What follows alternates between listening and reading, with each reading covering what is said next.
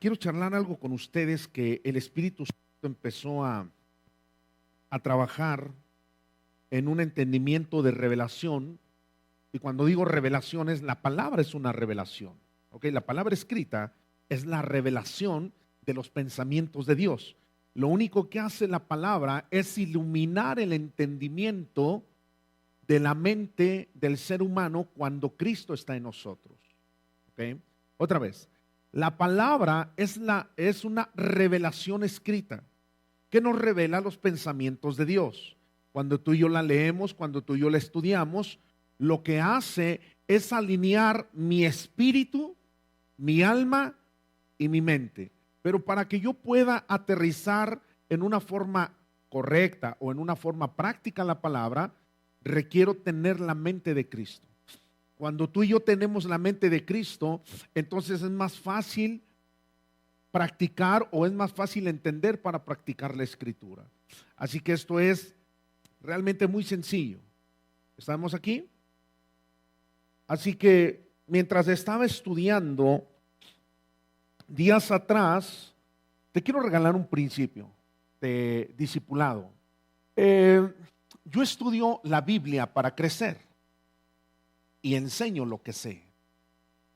Otra vez, cuando tú estudias la Biblia solo para preparar un mensaje y compartírselo a tu vecino, a tu vecina, a tu hermano, a tu hermana, al final del día solo estás haciendo un ensayo de aprender para enseñar.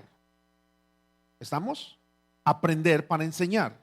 Pero cuando tú agarras la Biblia y tú tomas la Biblia como un tema de aprendizaje, un tema de crecimiento, un tema de enseñanza y de formación, entonces se cumple este principio. Yo estudio la Biblia para crecer, por lo tanto enseño lo que sé de la Escritura. ¿Me están siguiendo ahí? ¿Y por qué digo que un principio de discipulado? Porque en ocasiones preparamos un mensaje para poder compartirlo y solamente me dediqué a investigar un área para poder compartir un mensaje a una persona, a un grupo o a la misma congregación. Esto exige de mí entonces que yo estudie constantemente la Escritura. Cuando yo estudio la Escritura, entonces yo estoy creciendo y al crecer puedo ver en una forma diferente la Escritura. ¿Recuerdan a este Nicodemo cuando vino con Jesús? Dice que vino de noche, ¿cierto? Y cuando vino de noche dijo, ¿qué puedo hacer para heredar la vida eterna? ¿Qué es lo que le responde Jesucristo? De cierto te digo que si no naces de nuevo, no podrás ¿qué? ¿No podrás qué? Otra vez, ¿no podrás qué? Ver. Di conmigo, ver.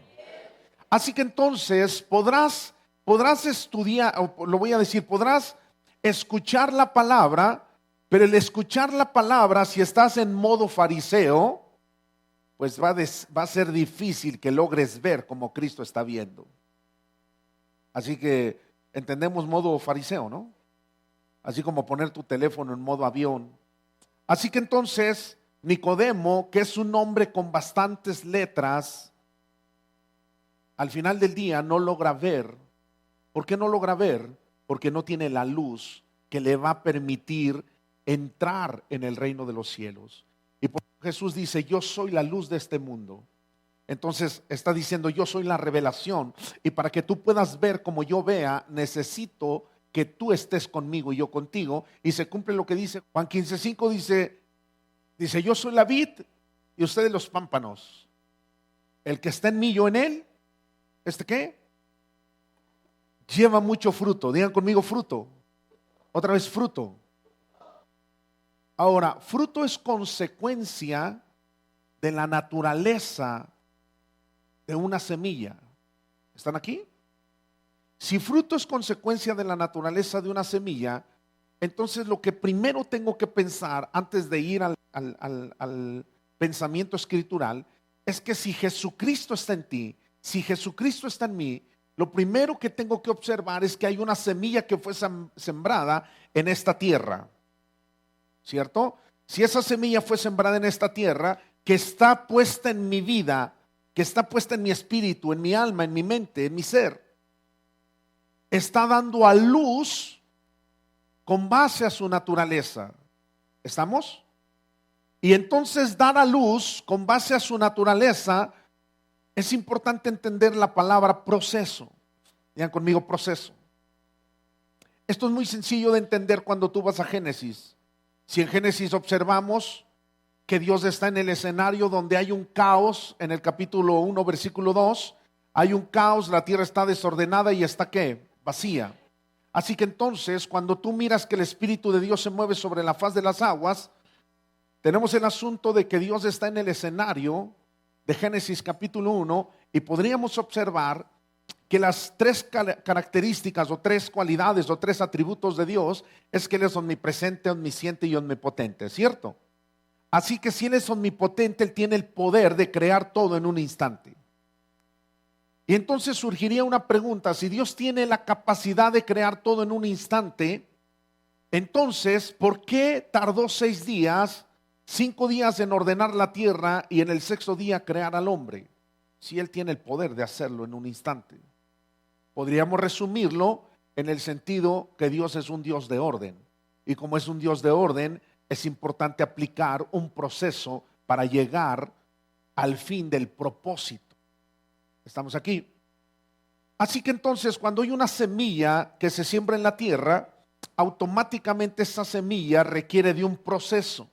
Y ese proceso es el que requiere de un tiempo y de ciertos cuidados para que dé a luz un fruto de la más alta calidad. ¿Estamos aquí? Ahora bien, si la semilla de Cristo está en ti, entonces hay dos pensamientos que tendrías que evaluar. Si la semilla está en ti, o somos tan egoístas que no dejamos que crezca la semilla, o tenemos la capacidad de mostrar al Cristo que está en nosotros. Porque hay quienes tienen a Cristo en su vida, pero el que tengan a Cristo no significa que se manifieste Cristo en ellos. No sé si me estoy dando a entender. Es decir, hay gente que cree en Jesucristo, pero creer en Jesucristo no determina una transformación.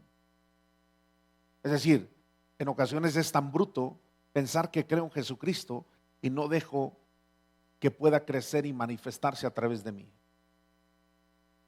Esa es una creencia un tanto bruta. Una creencia con inteligencia es que tengo la capacidad, la habilidad, la facultad de poder mostrar a Cristo que yace en mi persona. Y a través de mis acciones y mis conductas voy a mostrar que Él está ahí. Eso es en el terreno básico. ¿Estamos aquí? Así que entonces voy a leer una porción que está en Zacarías, que es una palabra que tiene que ver con un sentido profético para ustedes. Y no se trata de decir cuántos la creen y arrebátenla y es de ustedes y así como que tuya, mía, que a ver quién se la queda. No, no, no, no. Es una palabra que realmente tiene que ver con la congregación, que realmente tiene que ver con esta generación y que tiene que ver con este tiempo. ¿Estamos aquí? Bien, dice: después de esto alcé mis ojos y miré, y he aquí 4 cuernos. Y le dije al ángel que hablaba conmigo: ¿qué son estos? Y me respondió: estos son los cuernos que dispersaron a Judá, a Israel y a Jerusalén. ¿Ok?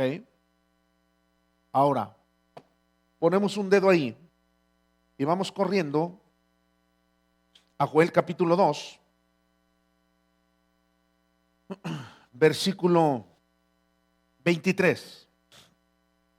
Vosotros también, hijos de Sión, alegraos y gozaos en el eterno vuestro Dios, porque os ha dado la primera lluvia a su tiempo, y hará descender sobre vosotros lluvia temprana y tardía como al principio.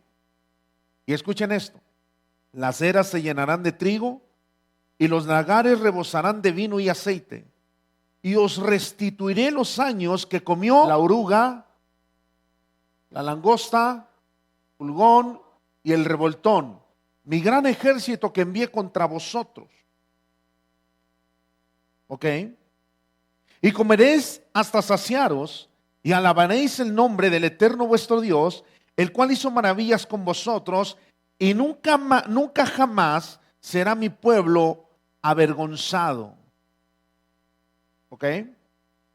Y dice, versículo 28, y después de esto, digan conmigo, después de esto, derramaré de mi espíritu sobre toda carne, y profetizarán vuestros hijos y vuestras hijas, y vuestros ancianos soñarán sueños, y vuestros jóvenes verán visiones.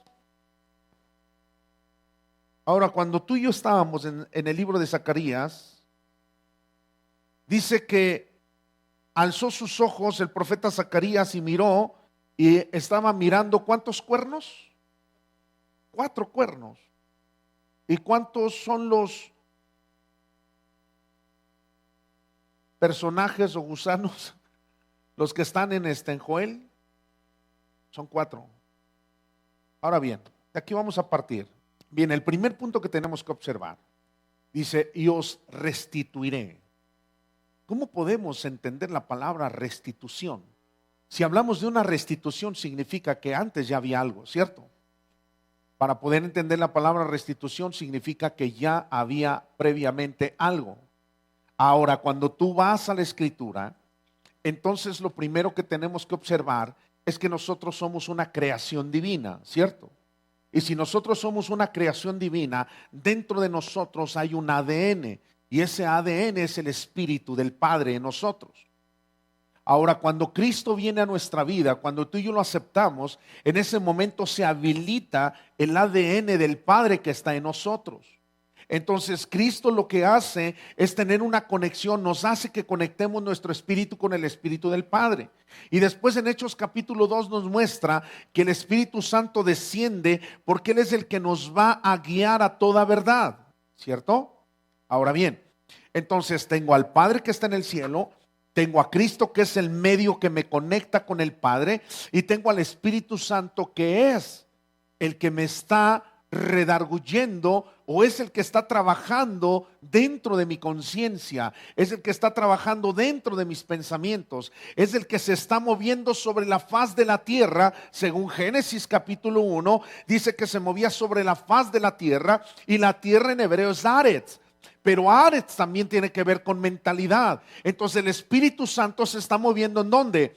En tu mentalidad, en tu forma de pensar. Ahora, la pregunta es la siguiente: cuando Cristo viene a la tierra, Él empieza un mensaje. ¿Y su mensaje cuál es? Su mensaje dice: arrepentíos porque el reino de los cielos se ha acercado. Y entonces, para que puedas ser parte del reino de los cielos, le dice Jesús a Nicodemo, te es necesario nacer de nuevo. Y nacer de nuevo te va a permitir ver el reino. ¿Estamos? Ahora entonces, la palabra arrepentíos porque el reino de los cielos está entre vosotros, se ha acercado. Entonces lo primero que tenemos que pensar en esa palabra, que en alguna ocasión ya la mencioné aquí, se llama metanoia. La palabra metanoia del griego significa un cambio de mentalidad. Si yo no tengo un cambio de mentalidad, entonces no puedo ver como Cristo está viendo. Entonces no puedo entrar al reino de los cielos. Entonces podré estar en un lugar donde todos decimos que es el reino de los cielos, pero no podré tener el acceso que los demás tienen. En otras palabras, no podré tener los resultados que los demás están teniendo. ¿Cómo es posible que mires que está prosperando, que alguien está produciendo, que alguien está creciendo, que alguien está alcanzando ciertos objetivos?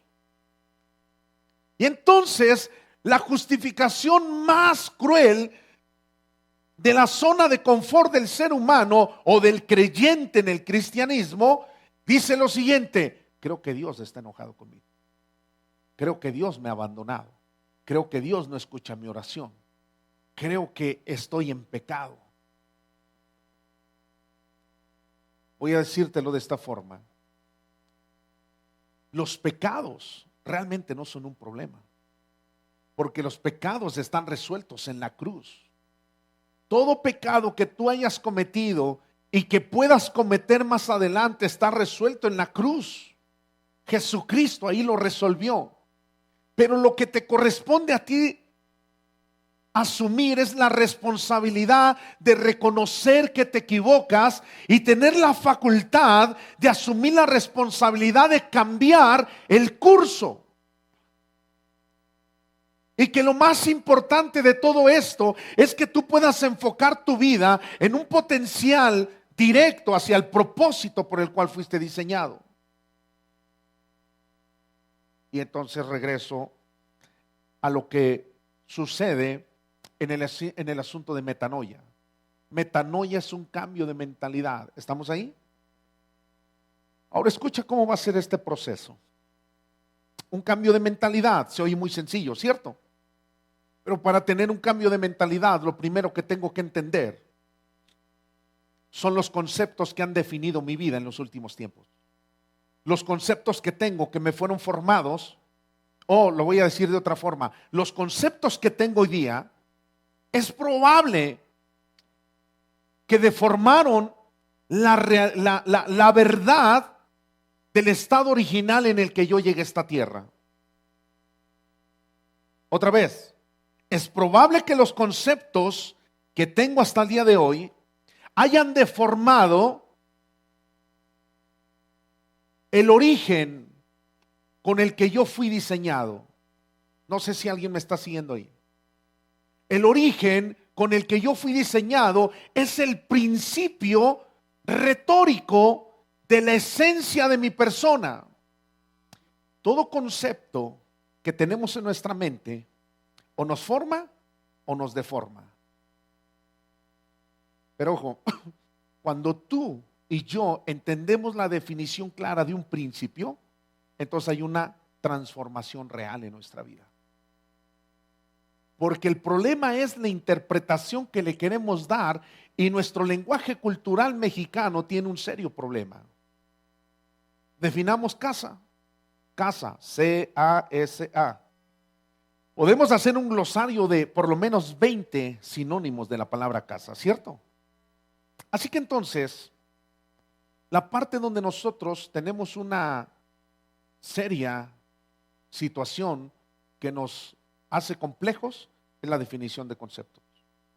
Pero cuando los conceptos los definimos según el principio,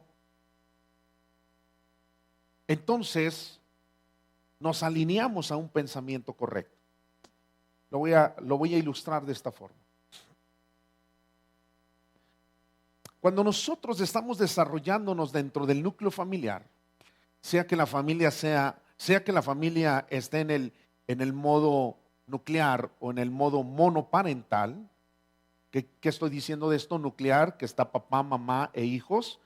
Monoparental, que solamente está el papá y los hijos o la mamá y los hijos. En ese círculo tú estás formando una vida o están formando una vida en ti. Y entonces están detallando conceptos en tu persona.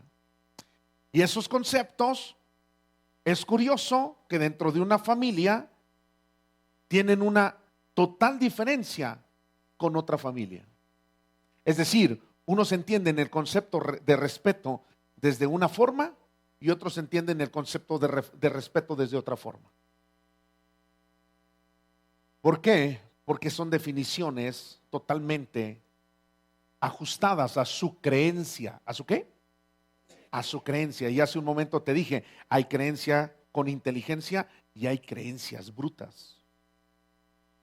Iba manejando y de repente un tipo se le cierra al otro y el otro le dice, ahorita te voy a enseñar a que me respetes. Y le dijo, te voy a enseñar a que me respetes. Y seguimos avanzando y ahí iban y de repente se le atraviesa, se baja, fíjate, le dice, te dije que te iba a enseñar a que me respetes. Concepto de respeto. Se baja del carro, baja un bat y le dice, te voy a enseñar a que me respetes. O sea, con un bat y le rompe los vidrios del carro. ¿Es respeto? A ver, espérame. Si le está diciendo, te voy a enseñar a que me respetes. El concepto de respeto que tiene este tipo está basado en violencia, está basado en agresión. Es probable, lo pongo entre comillas, es subjetivo, que entonces a él la mamá le decía, ya saben que la mamá siempre tiene una chancla mágica, ¿no? Entonces agarra y le dice, ahorita te voy a enseñar a que me respetes, pásame la chancla. Y a puro chanclazo le decía, ¿qué onda? ¿Respetas o no respetas a tu hermano o a tu padre? ¿Y qué hace el niño? Y cállate. Y la chancla otra vez. Entonces entendió que el concepto de respeto es el sentido de una agresión. Así que vamos a observar esto. Si yo tengo conceptos erróneos, entonces tengo una mentalidad distorsionada. Por lo tanto, tengo un espíritu deficiente. Van conmigo así. No, es que si no haces esto no funciona. Si quieres ir al reino de los cielos, tienes que hacer así.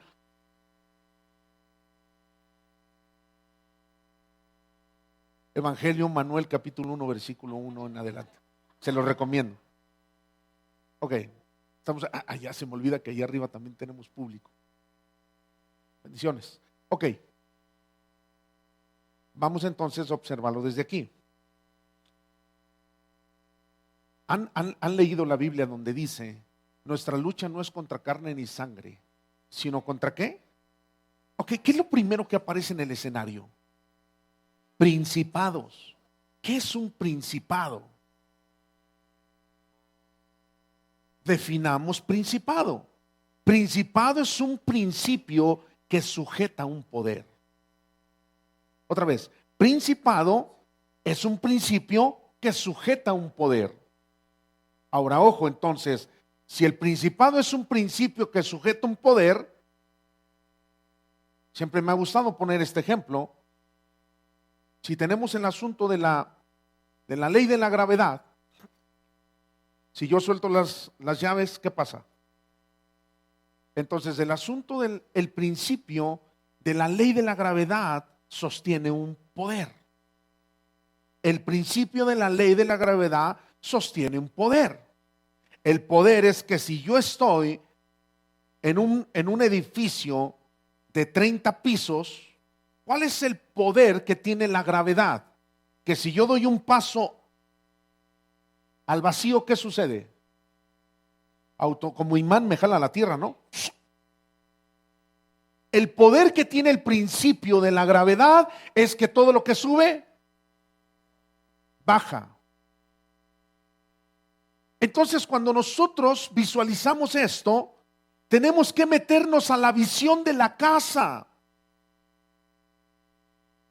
¿Cuál es la visión de la casa? Formar a una generación de hijos, ¿con qué? Con principios y libertad. A ver, ¿en dónde se construyó esa visión? ¿Qué te hace pensar esa visión? ¿Qué tanto golpea la estructura de tus pensamientos de esa visión? Formar una generación de hijos con principios y libertad. A ver, espérame, vámonos a un principio bíblico para ver si esta visión está dentro de la influencia del Espíritu Santo. Entonces dice, y conocerás la verdad. ¿Y la verdad qué? Así que la verdad es un principio, y es un principio absoluto, aunque nosotros en el concepto humanista manejamos que hay una verdad absoluta, una verdad relativa, ¿ok? Entonces decimos, es que hay una verdad absoluta, hay una verdad relativa y también hay una verdad paralela. Pero cuando tú te vas ese es el lenguaje dualista. Pero cuando tú te vas al lenguaje holístico, el punto de partida es que 2 por 2 son 4 y no hay discusión. Entonces, el concepto del pensamiento holístico tiene que ver con el asunto, voy a ejemplificarlo así, con el sentido numérico.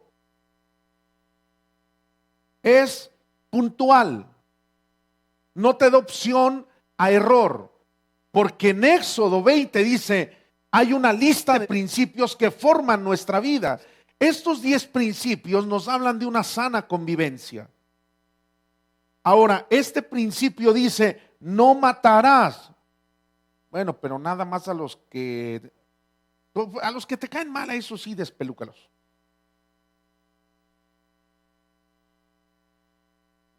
No, dice, no matares, no, punto. Pero así tantito no le pongo el pie igual y no se mata, nada más se. Dice eso. Bueno, no robarás. A ver si no trae por aquí una plumita el hermano. Nada más la plumita, no le estoy robando la cartera. ¿Qué dice? Eso es holístico.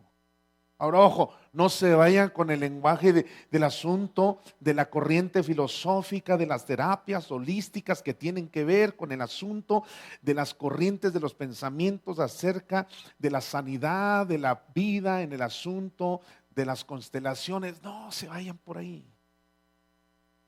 ¿Ok? No se vayan por ahí. Estoy ocupando una herramienta de un sentido del pensamiento, de lo que es la formación y la instrucción, en un sentido del carácter estricto de la definición de los conceptos. ¿Estamos aquí?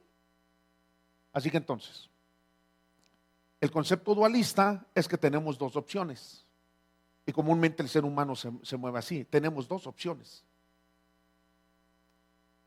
Y entonces vienen los conceptos orientales en el sentido de las culturas, con base a ciertas creencias.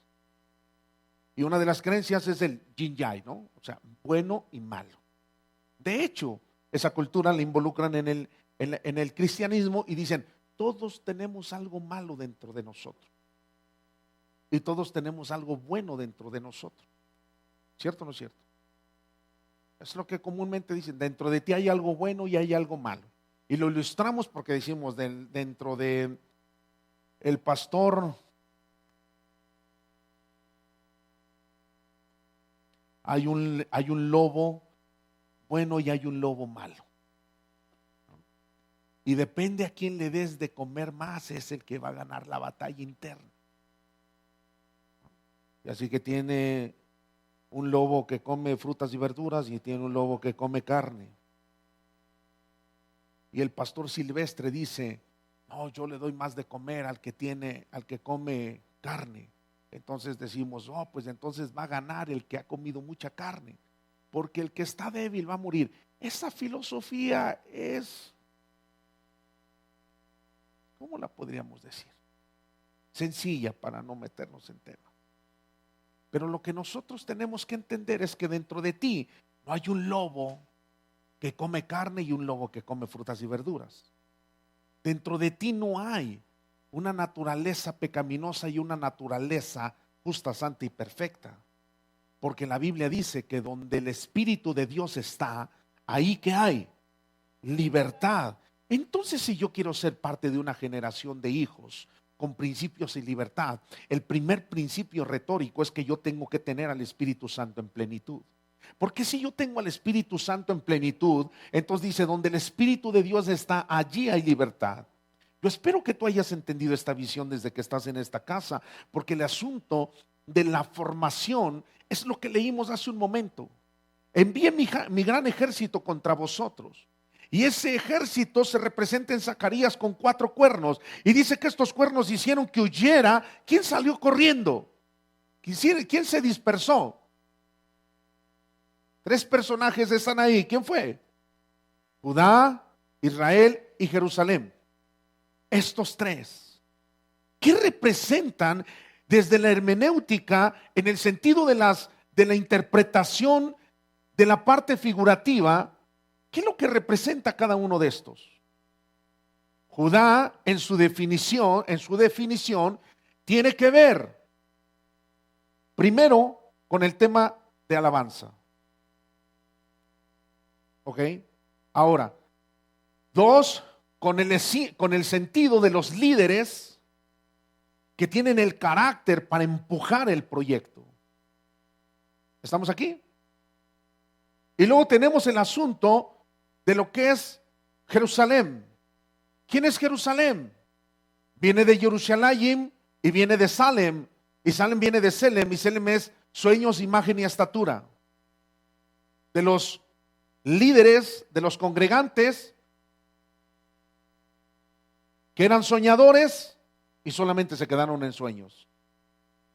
De los que no se atrevieron a crecer y de los que no se atrevieron a dejar que el proceso de formación lograra restaurar la imagen de Dios en su persona. Y tenemos el otro grupo de Israel. ¿Quién es Israel? Israel es un príncipe, representa gobierno. Ahora vamos a decirlo, vamos a colocarlo de esta forma. Entonces tenemos Judá, que representa la alabanza y que representa, ¿qué más? Los líderes que empujan con fuerza al proyecto. ¿Estamos?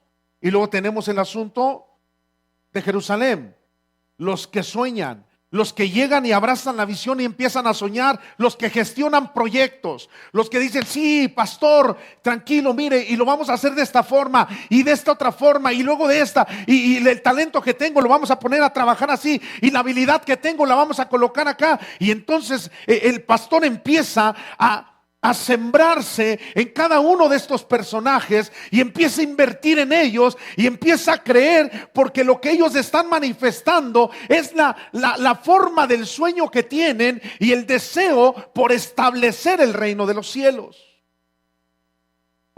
Y sucede algo. Dice Joel, mi gran ejército que envié contra ustedes. Me quedo pensando con lo siguiente: si Dios quiere que salga lo mejor de mí, si Dios quiere que yo sea lo mejor de su creación, ¿por qué me estorba en mi camino? ¿Me están siguiendo? A ver, comprendamos esto. Moisés, ven y saca a mi pueblo de Israel. Ven y saca a mi pueblo de Israel. Y entonces Moisés, no, pero ¿qué voy a hacer? Y ya saben todo el diálogo. Y al final dice, órale pues, voy por el pueblo de Israel y voy a sacarlo. Y va, pero si tú vas, sí, yo voy contigo. Y dice que cuando ya va por el pueblo de Israel a liberarlo de Egipto, dice que en el camino se le aparece y lo quiere matar. ¿Hay congruencia con un Dios así? Pues imagínate que me llama, ¿no? Oye, ven, por favor, rescate, y ya voy yo ahí todo. Y de repente se me para en la enfrente y me saca y me dice, manos arriba, te voy a... Oye, pero tú me contrataste, sí, pero te voy a matar. ¿Cómo así? Y dice que le salió al encuentro, así dice la historia. Lean Biblia. Ahí está en la Biblia. Lo estoy parafraseando. Entonces dice que va al encuentro y entonces de repente esta Séfora, la negrita, hace un alto total y circuncida a los hijos de Moisés. Y dice, sigamos adelante. Mi pregunta es, ¿dónde están los que al principio dijeron, conquistemos el proyecto juntos, pastor? Ojo, no estoy hablando físicamente, porque van a decir, no, ya se fueron, ya sabe, la escoria siempre se va. No seas tan inmaduro. No, es que ya, mire, volteé, si ya no está sentado aquí es porque Dios siempre desecha al diablo y son hijos del diablo. No seamos inmaduros. Estoy hablando de ti. ¿Dónde está tu esencia? ¿Dónde está el ADN que Cristo depositó en ti?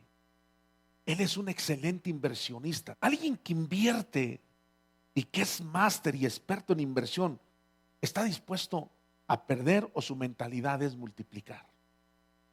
Siempre. Y tú tienes a un Dios y yo tengo un Dios que si depositó la semilla en ti es porque Él está pensando que tú eres capaz de producir.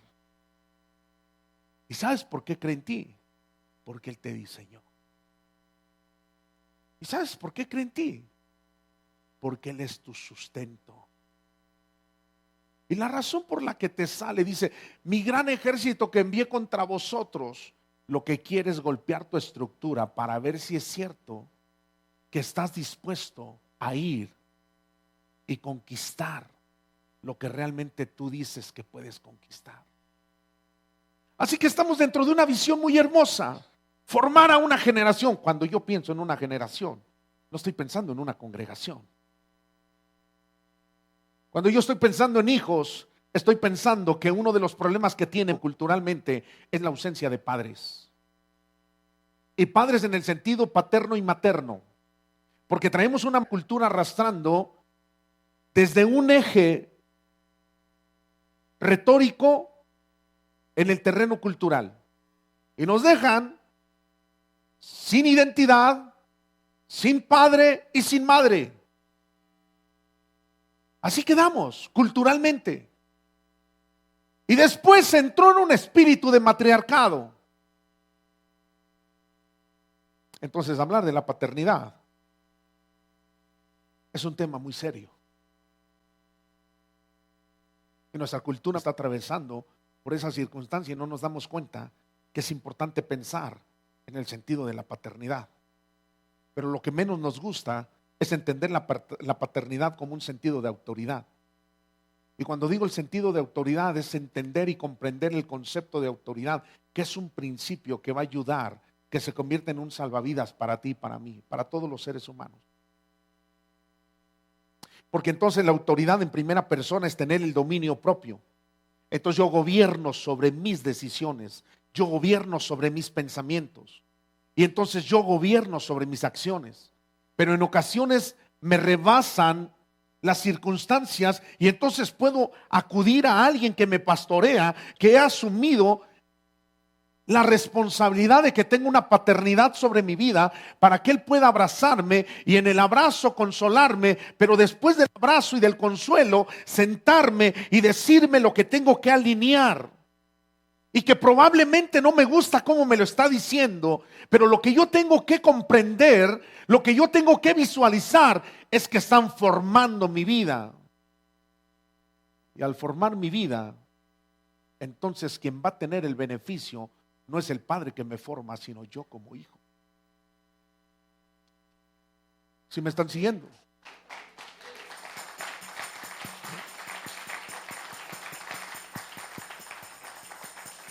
Así que esa es la razón por la que el Padre dice: mi gran ejército que envié contra ustedes. ¿Y saben por qué lo envié? Porque quería ver que también estaban parados. Alabanza, ¿qué tal se siente tocar? ¿Se siente tocar, Padre? ¿Qué tal los metales? ¿Qué tal el asunto de las cuerdas? ¿Qué tal el asunto de todo lo que tiene que ver la alabanza? ¿Se siente, Padre? ¿Se siente bueno? Sí, se siente bueno. Lo disfruto, estoy acá arriba tocando piano, todo está padrísimo. Pero de repente te sale al camino y confronta tu estructura. Y dice: ¿a dónde vas? Y golpea tu estructura. ¿Y qué terminas haciendo? Manteniéndote firme, o terminas saliendo, o terminas menguando. Y reitero, no estoy hablando de los que no están presentes, estoy hablando de los que están presentes, para que no digas: no, ya sé por quién lo está diciendo, ha de ser por... Yo no sé ni en quién estás pensando. Estoy pensando en ti, en los que estamos aquí presentes, porque estamos hablando de un sector de la alabanza y estamos hablando del sentido musical, pero también el sentido de la alabanza. ¿Qué es la alabanza? Definamos alabanza: la música más alegre. La alabanza es tu estilo de vida basado en principios que hacen que la gente exalte a Dios por tu conducta. ¿Y sabes que tú perteneces a esto? La alabanza es tu estilo de vida basado en principios que hace que la gente, al mirar tu conducta y tu comportamiento, pueda decir: wow, sí existe un Dios que transforma. Wow, Dios, de verdad es impresionante saber que esta persona yo la conocí en el antes y en el ahora. De verdad que es una persona transformada. Yo nunca imaginé esto. Me sorprendí hace un mes que una tía que yo ya ni sabía nada de la tía. Y entonces me pone ahí y dice: Manuel, ¿eres tú? Le digo: sí, soy yo. Me dice: cuando empecé a ver tu perfil y tu muro, no, de verdad que me costó mucho trabajo creer que eras tú. Yo me imagino, he subido de peso. No, hijo, es que eras un terrible. Dijo: uy, gracias por las porras. Qué hermoso es encontrarte con gente que conoció un antes y que en el hoy puedes verdaderamente golpear su estructura y decir, ¿y qué te pasó? Lo que me pasó es que conocí a Cristo. Lo que pasó en mi vida es que le entregué mi voluntad a Cristo. Y al entregarle mi voluntad a Cristo, en ese momento, mi elección fue dejarme trabajar. Pero entonces vengo a esta parte que me gusta mucho colocar. Jeremías 18. Jeremías, levántate, ve a la casa del alfarero y ahí te voy a hacer oír mis palabras. Y entonces me levanté, fui, me senté y empecé a ver cómo estaba el alfarero trabajando. Y estaba trabajando sobre el asunto de del vaso de barro. Y de repente se le deshizo, no le estaba saliendo bien, lo deshizo y lo volvió a formar. Y cuando lo estaba formando, ¿qué sucedió? Pues quedó bien. Y entonces la pregunta es, ¿quién es el alfarero? Y tú dices, Dios. Así que entonces dices, es Dios. Déjame decirte, déjame retar tu teología. No es Dios quien está haciendo eso. Porque quien está haciendo eso es un alfarero, un ser humano. Pues, ¿quién es el alfarero? Tu pastor. Mi pastor. Si eres el que te agarra, ya sabes, agarra y dice, este no está bien peinado, déjalo peinar. A ver, muñeco, no te ves bien, déjale, doy otra peinada. De repente dice, oye, ¿por qué tan agresivo? Es que me dolió. Pues, yo quiero que te veas bien, hijo. Y no dice en la Biblia que el que ama al hijo, ¿qué? ¿Y con qué lo corrige? Con vara. ¿Y qué es vara?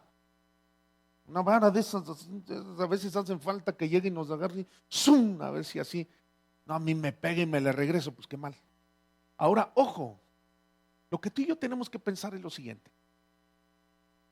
La vara representa autoridad. Lo que tú y yo tenemos que observar es lo siguiente. Una creencia bruta es la que no nos da la oportunidad de desarrollar el potencial que está en nosotros. Una creencia inteligente es la que nos va a dar la oportunidad de desarrollar el potencial que está en nosotros. Y el potencial que está en nosotros es el espíritu que ya sentí.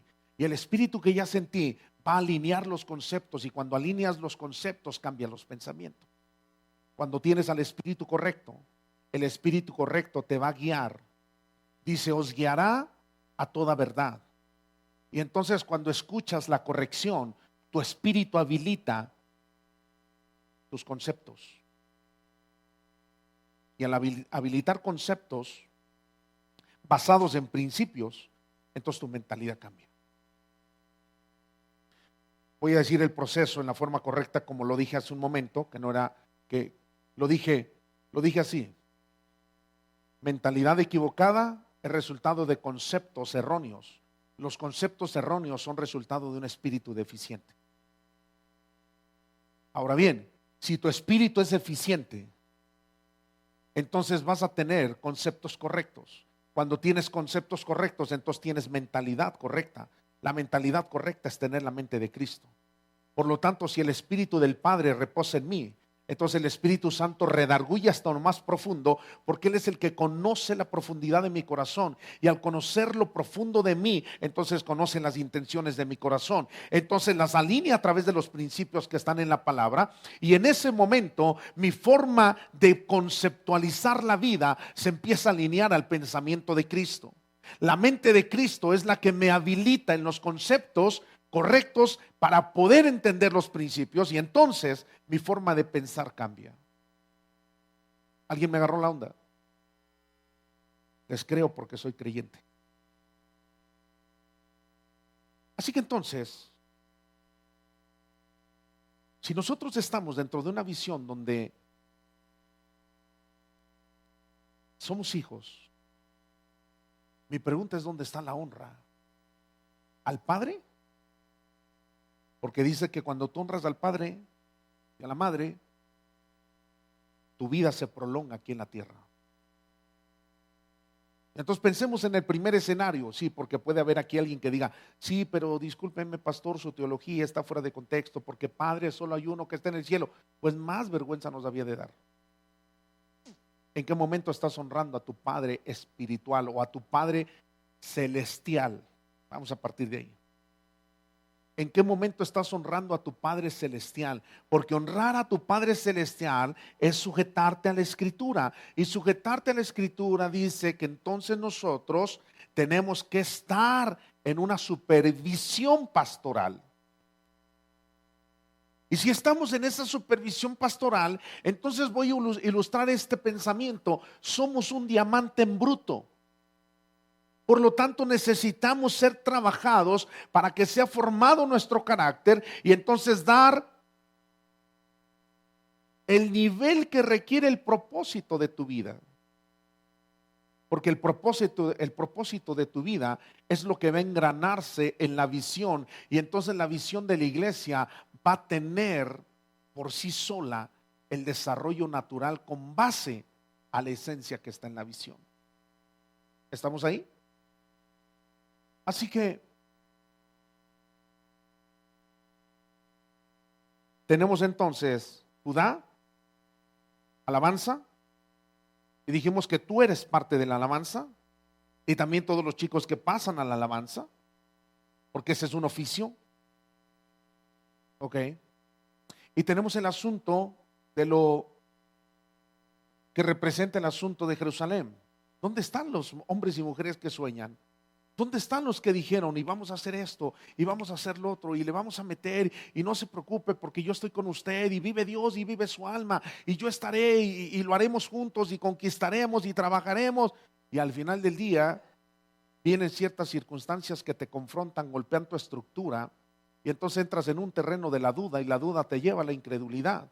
Duda en hebreo se llama Safek y Safek en hebreo tiene el mismo valor numérico de Amalek. Amalek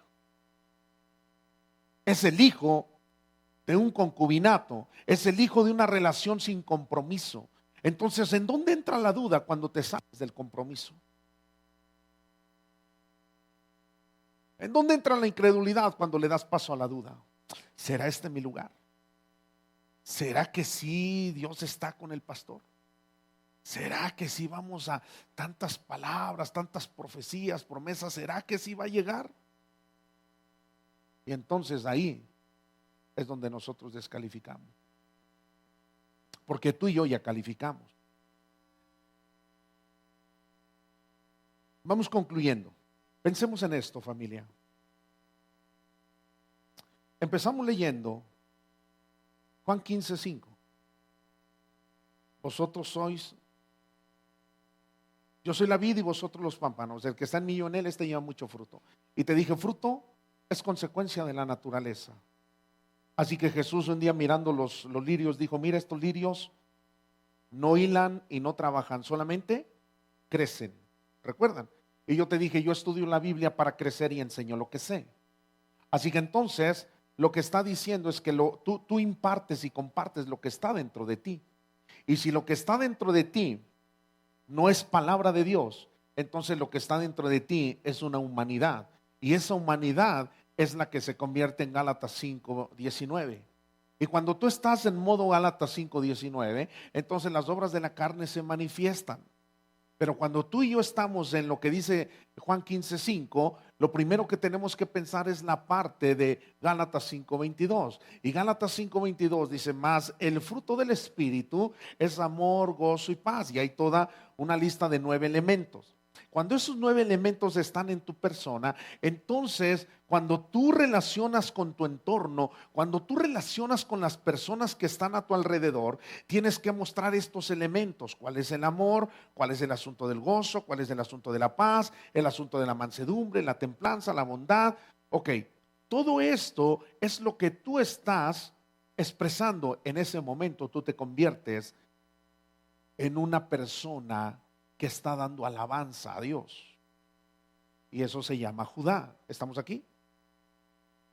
Ahora entonces la gente mirará tus acciones, la gente mirará tus resultados y entonces no le va a quedar otra opción más que reconocer que Dios, o reconocer al Dios que tú tienes, tal vez como su Dios, o al menos entender que el Dios que tú tienes es mejor que el Dios que él tiene.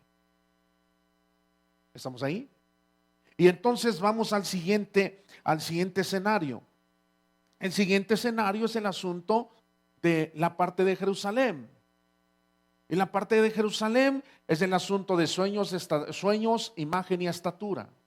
Ahora bien, la gente que sueña, si no lleva a la realización sus sueños, solamente es una persona con buenos intentos de ver la vida en una forma diferente.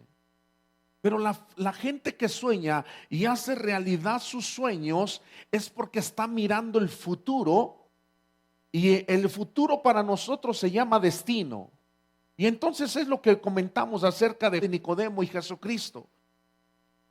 Si tú naces de nuevo, podrás ver el reino de los cielos. Así que entonces un soñador no se trata de cuántas ideas tiene. De hecho, hay soñadores que solamente para lo único que sirven es para producir ideas.